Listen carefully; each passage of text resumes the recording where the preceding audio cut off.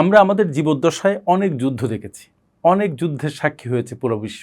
কিন্তু এবারের যুদ্ধের যে প্রভাব, এবারের যুদ্ধের যে প্রলয়ঙ্কর থাবা যেটা অর্থনীতিতে বসাতে যাচ্ছে, এই থাবা পৃথিবী আগে কখনো প্রত্যক্ষ করেনি। ইরান ইসরায়েল আমেরিকার যুদ্ধ এটা শুধু একটা সামরিক লড়াই নয়, এটি বৈশ্বিক অর্থনীতির স্নায়ু কেন্দ্রে এক ভয়াবহ আঘাত। বিশেষ করে বাংলাদেশের মতো অর্থনীতি যাদের মেরুদণ্ড শক্ত হয়ে আছে প্রবাসীদের রেমিটেন্সের প্রবাহে, তাদের জন্য এই যুদ্ধ এক অস্তিত্ব সংকট তৈরি করবে। হাজার হাজার শ্রমিক চাকরি হারানোর আশঙ্কায় দিন কাটাচ্ছেন। অসংখ্য শ্রমিক রেডি হয়ে আছেন দেশে ফেরার জন্য। অসংখ্য শ্রমিক কম কর্মঘণ্টায় কাজ করছে, অনেকে চাকরি হারিয়ে ফেলেছে, অনেকে দেশে ফেরার প্রত্যাশায়, অনেকে যারা বিদেশ যেতে চাচ্ছিল সবকিছু রেডি হয়েছিল তাদের গমন আটকে গেছে। এই সব কিছুর কারণে বাংলাদেশের অর্থনীতির সামনে একটা দুর্যোগ চলে এসেছে বলা যায়। এখন এই যে একটা প্রলয়, মহাপ্রলয় যাই বলি না কেন, এই সময়ে আমাদের হাত গুটিয়ে বসে থাকার সময় নেই। বিশেষ করে যারা প্রবাসে আছেন, প্রবাস থেকে ফেরার শঙ্কায় আছেন, প্রবাসে যাওয়ার আশায় আছেন, তাদের সবার জন্য এই সময়টা অত্যন্ত গুরুত্বপূর্ণ। এখন সবার জন্য দরকার তাদের আর্থিক প্ল্যানিং, তাদের লাইফ প্ল্যানিং। আজকে আমার এই ভিডিও মূলত তাদের জন্য যারা বিদেশে আছেন, বিদেশ থেকে ফেরার ভয় পাচ্ছেন, বিদেশে যেতে চাচ্ছেন, তারা তাদের জীবনকে কিভাবে গঠন করবেন, আর্থিক জীবন কিভাবে সামনে টেনে নেবেন, পরিবারকেই কিভাবে ভালো রাখবেন, এই সার্বিক বিষয় কভার করব আমার এই ভিডিওতে। সুপ্রিয় শ্রোতা, আপনারা যারা আমার সাথে আছেন, আশা করি পুরো ভিডিওটা শেষ পর্যন্ত দেখবেন এবং প্রয়োজনে নোট নেবেন। আর ভিডিওটা ভালো লাগলে সবার সাথে লাইক শেয়ার করবেন, সবার সাথে ভাগ করে নেবেন। খুব গভীরভাবে যদি আপনি খেয়াল করেন তাহলে দেখবেন যে যুদ্ধের ফলে প্রথম মানুষের যেটা পরিবর্তন আসে সেটা হচ্ছে তার মনস্তত্ত্বে। মানুষের মনস্তাত্ত্বিক অবস্থার পরিবর্তন হয় মারাত্মকভাবে। মধ্যপ্রাচ্যে যা ঘটছে তা কিন্তু সাময়িক কোনো গণ্ডগোল নয়, সাময়িক কোনো যুদ্ধ নয়। এর অর্থনৈতিক, ভূ রাজনৈতিক, সামাজিক পরিবর্তন সুদূর প্রসারী। পৃথিবীকে উলট পালট করে দেওয়ার যুদ্ধ এটি। পেট্রোডলারের মৃত্যু ঘণ্টা বাজিয়ে দেওয়ার যুদ্ধ এটি। আমেরিকার দ্রুত পতন নিশ্চিত করার যুদ্ধ এটি। আর সেজন্য আমাদের সবাইকে একটা জিনিস মনে রাখতে হবে যে পরিস্থিতি আমরা এখন ফেস করছি এটা কোনো সাময়িক বিষয় নয়, এর সুদূর প্রসারী ইম্প্যাক্ট আছে সারা বিশ্বের অর্থনীতিতে, প্রত্যেকটা মানুষের জীবনে। এবং একটা বিষয় স্বীকার করে নিতে হবে যে যেহেতু এর সুদূর প্রসারী প্রভাব আছে, এটা হঠাৎ করে ঠিক হয়ে যাবে না। পৃথিবী কখনো আর যুদ্ধের আগের অবস্থায় ফিরবে না। তার মানে যখনই আপনি মেনে নিলেন যে এর একটা সুদূর প্রসারী ইম্প্যাক্ট আছে, আমাদের জীবনে এটার নেগেটিভ প্রভাব মারাত্মক, তখনই বসে চিন্তা করা দরকার যে আমরা আমাদের জীবনকে কিভাবে সামনে এগিয়ে নিয়ে যাব, বিশেষ করে যাদের জন্য আজকে ভিডিও করা তাদের জীবনকে। আপনারা যারা মধ্যপ্রাচ্যে এখন কাজ করছেন, মধ্যপ্রাচ্যে অবস্থান করছেন, তাদের প্রথম যে কাজ করতে হবে সেটা হচ্ছে মানসিকভাবে চরমভাবে ভেঙে না পড়ে, মানসিকভাবে আতঙ্কগ্রস্ত না হয়ে পুরো পরিস্থিতি খুব গভীরভাবে পর্যবেক্ষণ করা, দেখা কোথায় কিভাবে কি ঘটছে। দুবাইয়ে আমার পরিচিত এক ভদ্রলোক, উনি ইঞ্জিনিয়ার, চাইনিজ একটা কোম্পানিতে কাজ করেন। উনি বলছিলেন যে ওখানে অনেক কোম্পানি তাদের শ্রমিকদের, তাদের কর্মচারীদের কর্মঘণ্টা কমিয়ে দিয়েছে। দ্যাট ইজ 8 ঘন্টা কাজ করার কথা হয়তো 4 ঘন্টা করে দিয়েছে, কারো 3 ঘন্টা করে দিয়েছে, কিন্তু বাকি যে 4-5 ঘন্টা যেটা বাদ দেওয়া হয়েছে সেটা আনপেইড। তার মানে এটা তাদের বেতনে প্রভাব ফেলছে। কাউকে ছাঁটাই করার কথা বলা হয়েছে, কাউকে ছাঁটাই করে দিয়েছে, নতুন করে কর্মী নিয়োগ বন্ধ প্রায়। এই অবস্থায় মানসিকভাবে ভেঙে না পড়ে প্রথম কাজ হচ্ছে নিজের জীবনটাকে রক্ষা করা। মনে রাখতে হবে জীবিকার তখনই দরকার যদি আপনার জীবন থাকে। যদি আপনার জীবন না থাকে তাহলে জীবিকার প্রয়োজন কি, কার জন্য আপনার জীবিকা দরকার। আর সেজন্য প্রথম মানসিক শক্তি বজায় রাখা, সঞ্চয় করে ধরে রাখা দরকার এবং পরিবারের সাথে এটা খোলাখুলি আলাপ করা দরকার।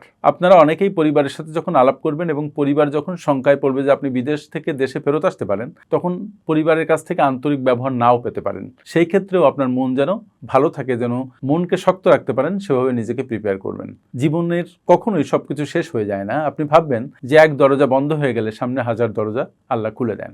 আল্লাহর পরে বিশ্বাস রাখবেন এবং নতুন সম্ভাবনার কথা চিন্তা করবেন, নিজের শক্তির কথা বিবেচনা করবেন, দুর্বলতার কথা নয়। এখন যে কাজটি আপনার খুব গুরুত্বপূর্ণভাবে করতে হবে সেটা হচ্ছে কঠোরভাবে আর্থিক নিয়ন্ত্রণ প্রতিষ্ঠা করতে হবে।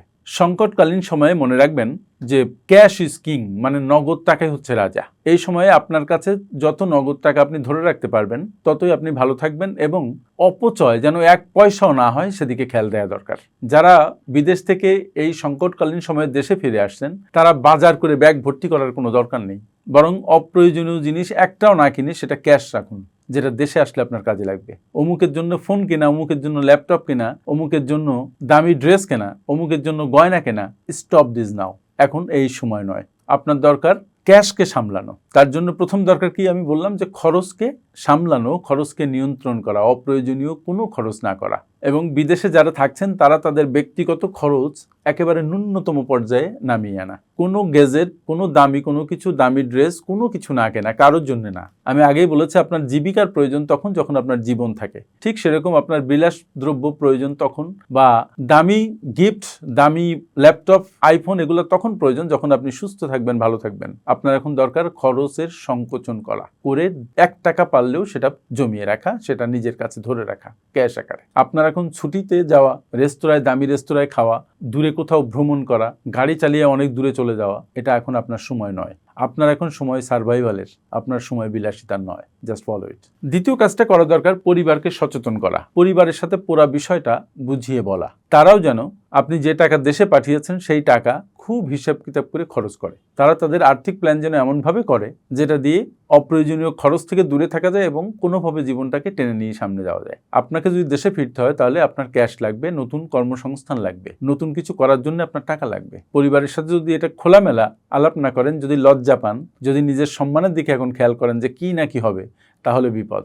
আগের অবস্থা কিন্তু আপনার নেই, এটা আপনাকে ভাবতে হবে। তারপর আরেকটা বিষয় আপনার নজর দেওয়া দরকার, সেটা হচ্ছে ঋণ মুক্ত হওয়া। আপনি যদি অনেক টাকা ঋণী থেকে থাকেন তাহলে ঋণের সুদ একটা বড় বার্ডেন। কার কাছে ঋণ সেটাও একটা দেখার বিষয়। এই ঋণ থেকে আপনার মুক্ত হওয়ার চেষ্টা করা দরকার, কিন্তু ঋণ মুক্ত হওয়ার পরেও যেন আপনার হাতে ক্যাশ থাকে, নচেত আপনি আবার ঋণে পড়বেন, আবার লোকের কাছে ধর্ণা দিবেন টাকা পয়সার জন্য। তাই মানসিকভাবে ঠিক থাকার জন্য যেমন ঋণ কমানো দরকার, আবার নিজে সার্ভাইভ করার জন্য আপনার ক্যাশ দরকার। দুই মুখে একটা সমস্যা, এটা আপনাকে ফেস করতে হবে। এরপরে যেটা আপনাকে করতে হবে সেটা হচ্ছে ইমার্জেন্সি ফান্ড গঠন করতে হবে, যেটা নিয়ে আমি অসংখ্য ভিডিওতে অসংখ্যবার কথা বলেছি, অনেক কোর্সে কথা বলছি। প্রবাসীদের ক্ষেত্রে 6 মাস থেকে 12 মাসের ইমার্জেন্সি ফান্ড অবশ্যই থাকতে হবে। যদি ওখানেও থাকেন সেক্ষেত্রেও থাকতে হবে, যদি দেশে ফিরে আসেন সেক্ষেত্রেও থাকতে হবে। যারা বিশেষ করে ওখানে চাকরি হারাচ্ছেন বা ওখান থেকে দেশে ফিরে আসার আশঙ্কায় আছেন, তাদের জন্য ইমার্জেন্সি ফান্ড হচ্ছে লাইফ বোট। এটা আপনাকে অবশ্যই করতে হবে। এবং যারা দেশে ফিরে আসবেন তারা ওখানে যে টাকা পয়সা আছে, কোথাও কারো কাছে পাওনা থাকলে বা কোনো জায়গায় কোনো বিনিয়োগ থাকলে এই টাকাগুলো গোছানোর চেষ্টা করেন, আন্তরিকভাবে গোছানোর চেষ্টা করেন। এটা আপনার অন্যতম বড় একটা কাজ। এবং ইমার্জেন্সি ফান্ডের কথা যেটা বললাম, এটা এমন জায়গায় রাখুন যেটা আপনি প্রয়োজনে খরচ করতে পারেন, যেন আপনার কারোর কাছে এটা না থাকে, বরং প্রতিষ্ঠানে থাক অথবা আপনার নিজের কাছে থাক, যেন আপনি চাইলেই সেটা উঠাতে পারেন। এই ইমার্জেন্সি ফান্ড কিন্তু জমিতে বিনিয়োগ করা যাবে না, গোল্ডে বিনিয়োগ করা যাবে না। এটা ক্যাশ আকারে থাকতে হবে, অথবা এফডিআর আকারে, অথবা সেভিংস অ্যাকাউন্টে থাকতে পারে। এবার যারা দেশে ফিরে আসবেন তাদের জন্য লাইফ প্ল্যানিং কি হবে সেটা নিয়ে ভাবতে হবে। যারা দেশে ফিরে আসবেন তাদের প্রথম দেখতে হবে যে আপনার যোগ্যতা কি আছে, আপনি ওখানে কি কাজ করেছেন, আগে আপনি কি কাজ করেছেন, আপনার দক্ষতাগুলো কি। দক্ষতা যেগুলো আছে সেগুলো ঝালাই করা দরকার হবে, সেগুলো আবার রিনিউ করা দরকার হবে। পাশাপাশি নতুন দক্ষতার দিকে খেয়াল দিতে হবে। আপনি যদি কোনো রেস্টুরেন্টে কাজ করে থাকেন তাহলে সেটা আপনার একটা দক্ষতা, দেশে এসে একটা রেস্টুরেন্ট দেওয়ার কথা চিন্তা করতে পারেন। যদি আপনি কোনো ইন্ডাস্ট্রিয়াল ইউনিটে কাজ করেন তাহলে দেশে এসে কোনো ইন্ডাস্ট্রিতে চাকরি করার ব্যাপারে চিন্তা করতে পারেন, অথবা নিজে কোনো ছোট ফ্যাক্টরি দিতে পারেন কিনা সেদিকে ভাবতে পারেন। এটা আপনার দক্ষতা অনুসারে আপনাকে ডিসিশন নিতে হবে। দক্ষতা যদি না থাকে, দক্ষতা অর্জন করতে হবে, নতুন নতুন স্কিল শিখতে হবে, সেটাও একটা ব্যাপার। আর একটা কাজ করতে পারেন, সেটা হচ্ছে এখনকার সময়ে কৃষি খুব ইম্পর্টেন্ট হয়ে দেখা দিবে যুদ্ধ পরবর্তী সময়ে। সুতরাং কৃষি সংক্রান্ত আপনার যদি কোনো জ্ঞান থাকে, আপনার জমি থাকে বা অন্যের জমিতে আপনি চাষ করতে পারেন, এই ব্যবস্থাগুলো আপনাকে খতিয়ে দেখতে হবে এবং সে ব্যাপারে আপনার প্রাধান্য দিয়ে কাজ করতে হবে। বর্তমানে জিনিসপত্রের দাম যেভাবে বাড়ছে, তার সেক্ষেত্রে যদি নিজের খাবারের উৎপাদন নিজে করা যায়, নিজের পরিবারকে সেটা দিয়ে সামলানো যায়, that is the best policy আমি এখন মনে করি। এখন বিদেশগামী যারা, তাদের জন্য একটা বিকল্প চিন্তার কথা বলি।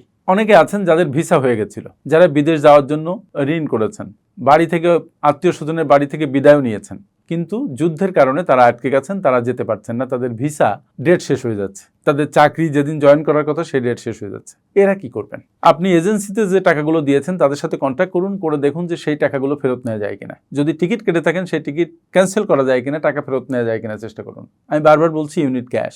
তারপরে বিদেশ যাওয়ার ব্যাপারে আরও আপনি চিন্তা করুন যে মধ্যপ্রাচ্য বাদে বিশ্বের আরও অনেক দেশ আছে, সেই সব দেশগুলোতে যাওয়া যায় কিনা। পূর্ব ইউরোপের দেশগুলো আছে, মালয়েশিয়া আছে, আফ্রিকান কিছু কান্ট্রি আছে, দক্ষিণ কোরিয়া আছে, জাপান আছে, এরকম বিভিন্ন দেশে আস্তানা গাড়া যায় কিনা, মানে যাওয়া যায় কিনা, যে কাজ করা যায় কিনা সেদিকে এখন চিন্তা করতে হবে। শুধু মধ্যপ্রাচ্য ভিত্তিক কাজে চিন্তা করা এখন মারাত্মক ভুল হবে, কারণ এই মধ্যপ্রাচ্যের সংকট তাড়াতাড়ি শেষ হবার নয়, এটা ইয়ার্স লেগে যাবে। আরেকটা বিষয় আপনাদের প্রিপারেশন খুব দরকার, সেটা হচ্ছে ভাষাগত বিষয় এবং কারিগরি শিক্ষা। ইংরেজি ভাষা জানাটা খুব দরকার। যদি আপনি অশিক্ষিত হয়ে থাকেন, ধরেন লেখাপড়াই জানেন না, তারপরও আপনি বেশ কিছু ইংরেজি বাক্য রপ্ত করতে পারেন। যারা ইংরেজি শেখায় তাদের সাথে কন্ট্যাক্ট করে ইউ ক্যান লার্ন ইংলিশ। পাশাপাশি আপনার কারিগরি জ্ঞান, যেগুলো কাজ করার জন্য লাগে, সেই জ্ঞানগুলোর ট্রেনিং এখানে নেওয়া দরকার। সেগুলো নিয়ে নিজেকে দক্ষ করে তুলুন। তাহলে যদি আপনি মধ্যপ্রাচ্য ব্যতীত অন্য কোনো জায়গায় যান, তাহলে আপনার কাজের ভ্যালু হবে এবং আপনি কাজ সহজে পাবেন। বা এখান থেকে কাজটা তো আগে ঠিক করে নেবেন, এই দক্ষতা আপনাকে কাজ পেতে হেল্প করবে।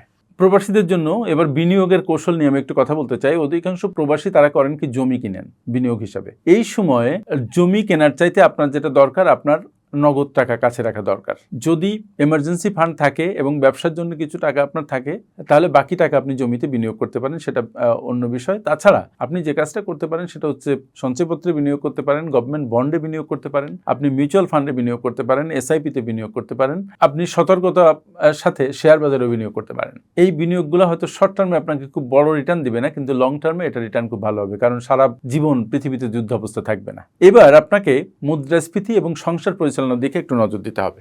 বর্তমান যুদ্ধে তেলের দাম বেড়ে যাওয়ার কারণে প্রত্যেকটা নিত্য প্রয়োজনীয় জিনিসের দাম বেড়ে যাবে, তার মানে আপনার সংসার খরচ বেড়ে যাবে। আপনাকে খেয়াল করতে হবে আগে যে টাকায় চলতেন সেই টাকায় এখনো চলা যায় কিনা, কারণ আগে যে জীবনযাপন করতেন সেই জীবনযাপন এখন করতে হলে আপনার 20 থেকে 30% বেশি টাকা লাগবে। তার মানে আগে যদি 10,000 টাকায় চলতে পারতেন, এখন আপনার 13-14,000 টাকা লাগবে। তাহলে এখন আপনার কনজামশন কমিয়ে দিতে হবে, খাবার দাবার অন্য সবকিছুর খরচ কমিয়ে দিতে হবে, তাহলে আপনি একই টাকায় চলতে পারবেন।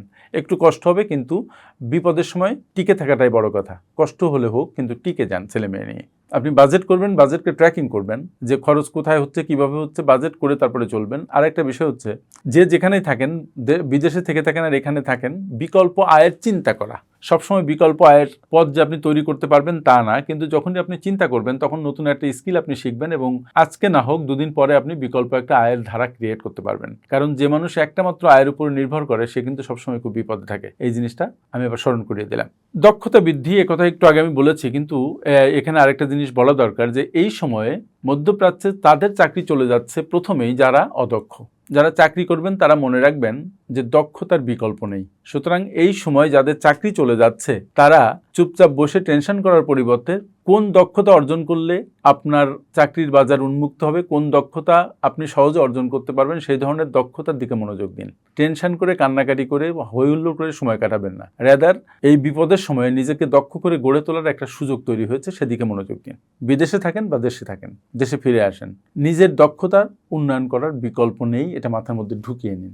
এবার সরকার বা প্রাতিষ্ঠানিক বিভিন্ন অর্গানগুলা যারা প্রবাসে আছেন, প্রবাস থেকে ফেরত আসতে হচ্ছে, প্রবাসে যাওয়ার চিন্তা করছে, তাদের হেল্প করে থাকে। কোথায় কে কিভাবে হেল্প করছে সেদিকে একটু মনোযোগ দিন, তাহলে দেখবেন যে অনেক সুযোগ আমরা না জানার কারণে নিতে পারি না। আপনি যখন জেনে যাবেন, চোখ কান খোলা রাখবেন, তখন সরকারের অনেক সুযোগ থেকে আপনি উপকৃত হতে পারবেন। মনে রাখবেন, সংকট কিন্তু একা একা মোকাবেলা করা খুব কঠিন।